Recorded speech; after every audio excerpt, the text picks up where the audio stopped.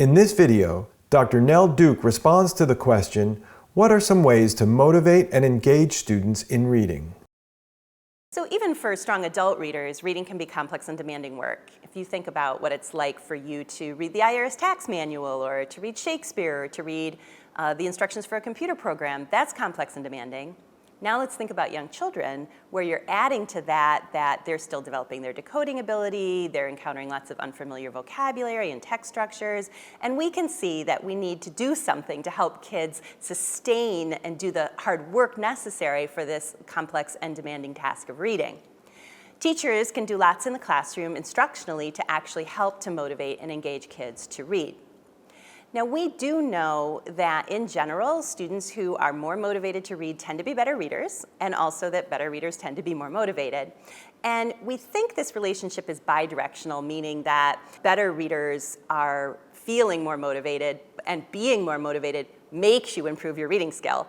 However, the good news is that we can also influence motivation at a more micro level through the situational motivation, and that's the fact that we can change particular things in our classroom to make students more motivated in that moment or in that particular situation, regardless of their general reading motivation.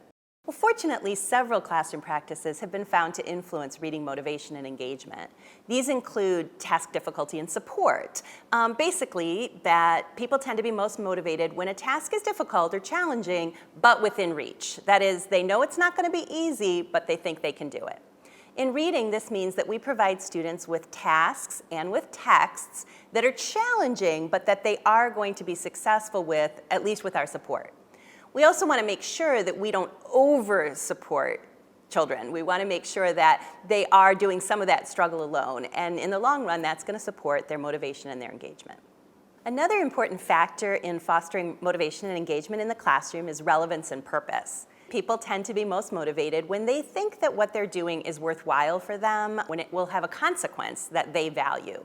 So in reading, this means that we want to have a purpose for reading that children value, something that they think is worthwhile and going to have an impact. For example, they might be reading to learn about a topic so they can present to a classroom of preschoolers, or they might be reading in order to figure out how to protect a nearby watershed that they care about. Writing and presenting are often involved in motivating context for reading. Another important factor is collaboration. Opportunities for students to collaborate have been found in many studies to help to support academic development in general and reading comprehension specifically. And collaboration can take lots of forms. It can be students reading with a partner, it can be students engaging in a small group or a large group discussion, it can be students working on a presentation together, writing together, and any of these kinds of opportunities to collaborate are likely to support reading comprehension development. Another important factor for fostering reading motivation and engagement is choice and control. Again, not surprisingly, people tend to be more motivated when they get some choice about what they're going to do and some control over how they do it. And this also appears to be true for students.